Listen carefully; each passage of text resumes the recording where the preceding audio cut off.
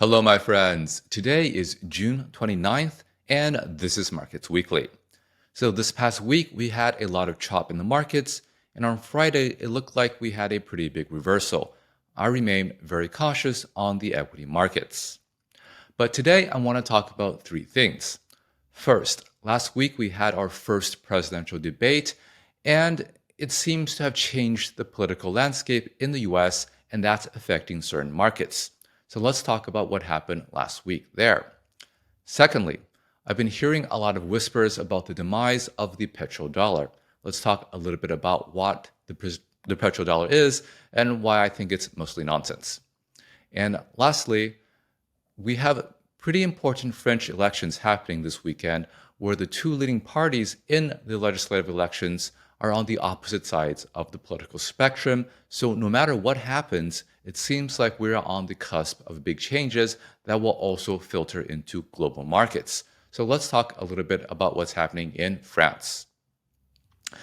Okay, starting with the US. So last week, President Trump met President Biden on the debate stage. So if you've been following President Biden for the past year, you can see there are many videos on Twitter of him having senior moments. But at the same time, if you've been reading the legacy media, they've been telling you that actually Biden is fine behind closed doors. He's running things, he's super sharp, don't be ageist, and so forth. But on that debate stage, the American public immediately saw that President Biden is just too old and that the public has been lied to for some time. Now, there are many videos of that debate on the internet, but let me play the last few seconds.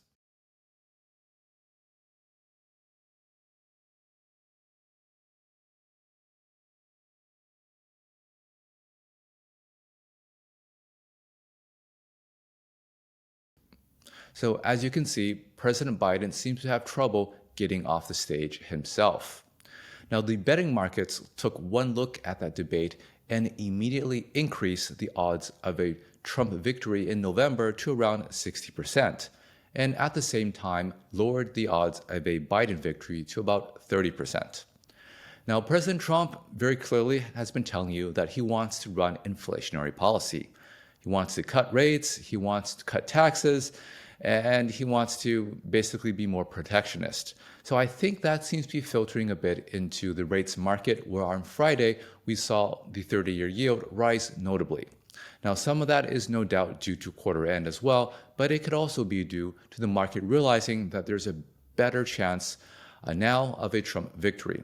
Now, if you look at some specific Trump trades like prison stocks, they also surged on Friday. Now, prison stocks have been a favorite Trump trade since 2016, as Trump is a self-proclaimed law and order candidate. Now, my own view, though, is I think that presidential debate actually increased a lot of uncertainty in the markets, and it should be risk negative. Because right now, it seems like there's a pretty good chance that President Biden may actually be replaced as the Democratic nominee.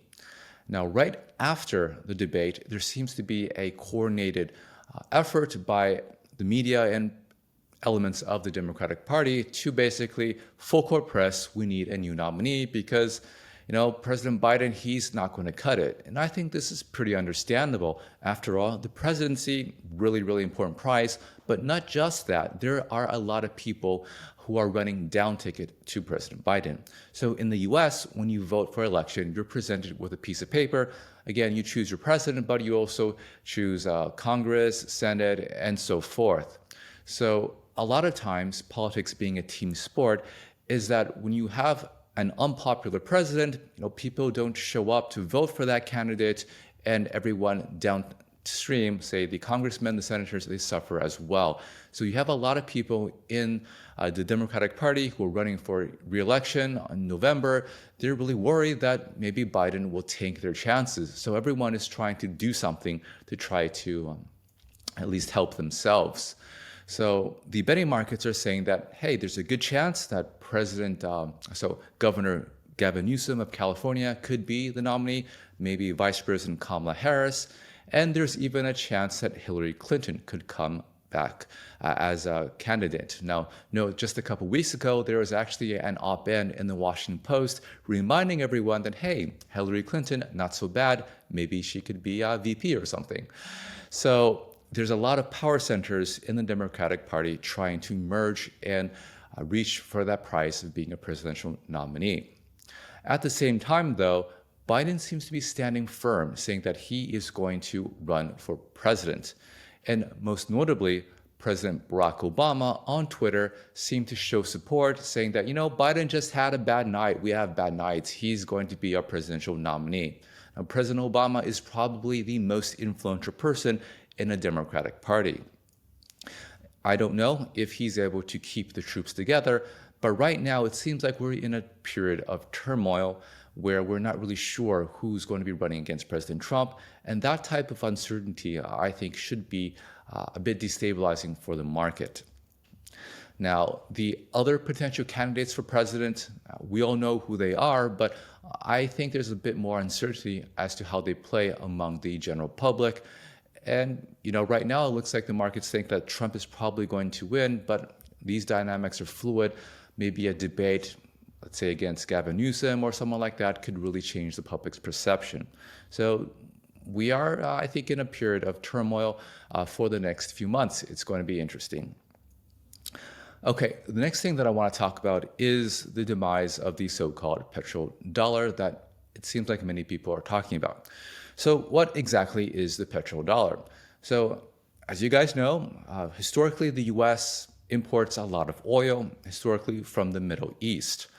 Now, in the 1970s, during the Cold War, the US was basically fighting on behalf of what it perceived to be the free world, and it was running huge deficits in order to finance its big war. So it went around to many countries and basically said, hey, I'm providing security, I'm trying to fight the good fight, can you support this by buying more treasury securities? And so they basically spoke to many Middle Eastern countries, and what seemed to emerge is that the US will continue to buy oil from Middle Eastern countries, send them dollars, and the Middle Eastern countries in return will buy US treasuries. And that was a source of stability for the treasury market. Now, you can see this became really important, let's say in 2007, when oil prices were surging. Now, oil prices back then were around $150. Today, they're about $80. Now, here's some work from the Fed back then showing that the surplus, the trade surplus that the oil exporting nations had in that period was about $1 trillion a year. So they were earning tremendous amounts of dollars. So what were they doing with those dollars? Well, part of it, of course, was used to invest in treasury securities, but part of it was also used to buy goods and services throughout the world. So in a sense, dollars left the United States and then they came back in and everyone was happy. Now, there's been some concern that going forward, maybe what if, the oil-producing countries like Saudi Arabia, what if they don't want to buy treasuries anymore? What if they don't invoice their oil exports in dollars anymore? So what's going to happen? And, is that going to mean that the dollar system is going to collapse, the treasury market is going to collapse, and so forth? And now, I think those concerns are totally overblown for a couple reasons. First, now, oil is traded in dollars, but it actually really doesn't matter what it's traded in. Now, let's say, for example, let's say that oil was traded in yen. Now, let's say the Saudi Arabians sold a whole bunch of oil and ended up with a whole bunch of yen. Now, what really matters is what they do with that yen afterwards. After all, if they have a whole bunch of yen, what if they don't really want that yen? They could always just sell that and buy dollars and invest in NVIDIA, invest in treasuries, and so forth. So what the commodity is invoiced in or priced in, I don't really think it's that important. What really is important is what the seller does with the currency that they receive in exchange.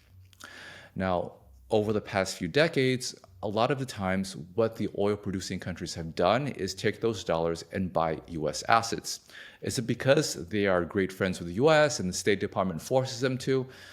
I'm not sure. Maybe there's some reason, or maybe that's some of it. But also, US markets are the most liquid markets in the world. If you have, say, $100 billion, there's really not many places you can put it.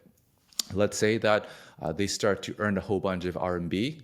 Are they going to invest that in China? Well, in China, the markets are not that liquid. You can't easily take money out. And at the same time, yields are actually pretty low there. So it doesn't seem to make sense.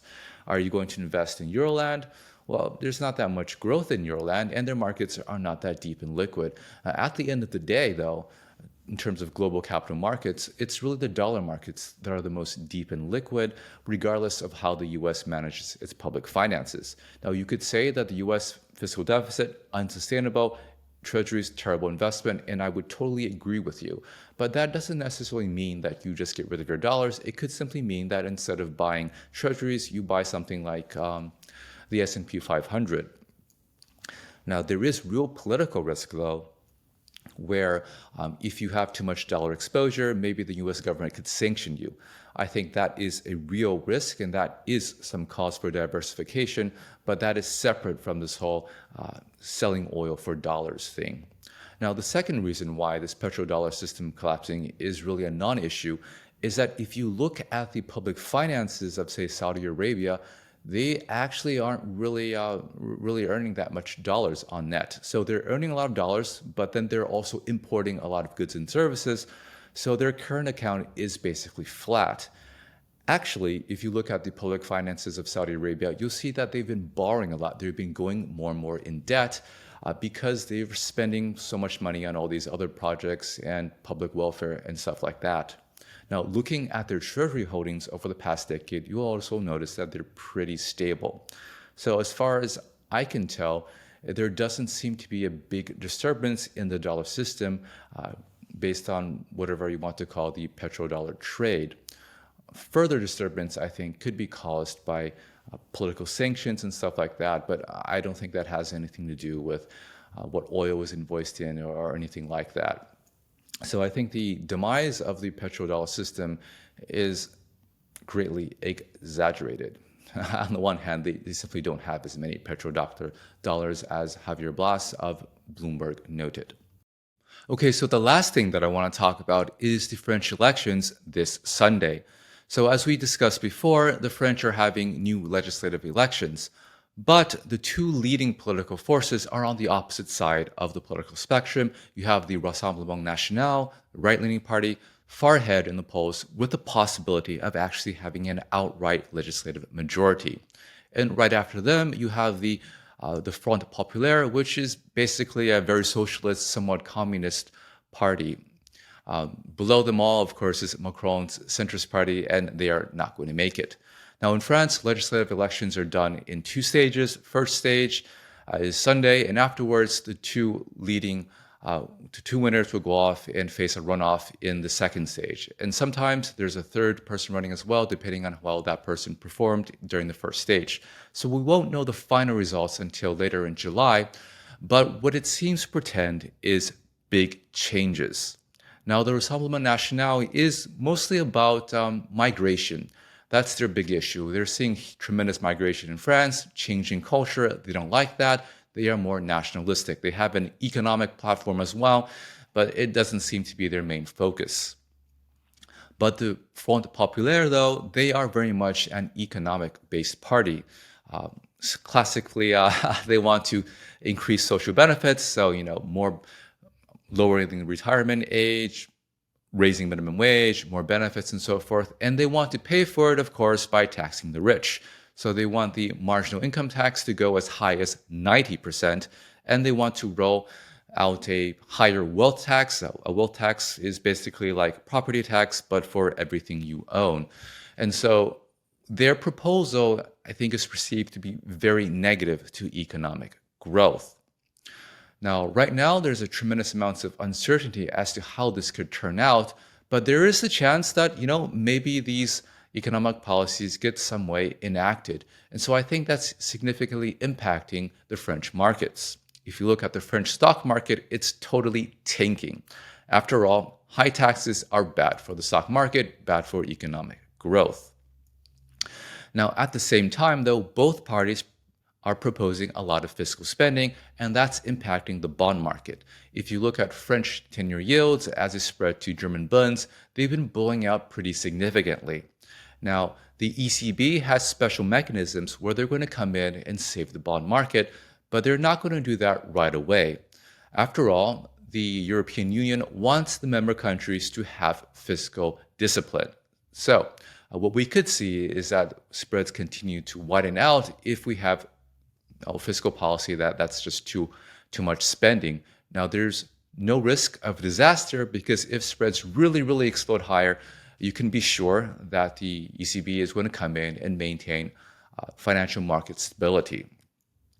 But what I think we're looking at right now is just the fundamental collapse of the establishment in a core European country. Now, that means that the future is going to look very different from the past. And so the possibilities become very wide. At the very least, this heightened uncertainty should be negative for global risk assets, for the euro, but depending on what we find out after the end of the second stage in elections, it could really reverberate. And the worst case scenario, we could have, the banking sector in Europe not doing well because yields are selling off so much, and that could have some contagion fears to the global financial system. Again, we'll find out in the coming weeks. But what it is, though, is for sure some interesting times. Now, as I've been saying over the past few months, I think going forward, the biggest drivers of markets are not going to be the central banks, but what happens with the politics. Because at the end of the day, economy, markets is downstream from politics because the government sets the rules and is the biggest economic actor. All right, so that's all I've prepared for today. If you're interested in reading more about my thoughts, check out my blog at fedguy.com. And if you're interested in learning more about markets, check out my courses at centralbanking101.com. Talk to you all next week. And don't forget to like and subscribe.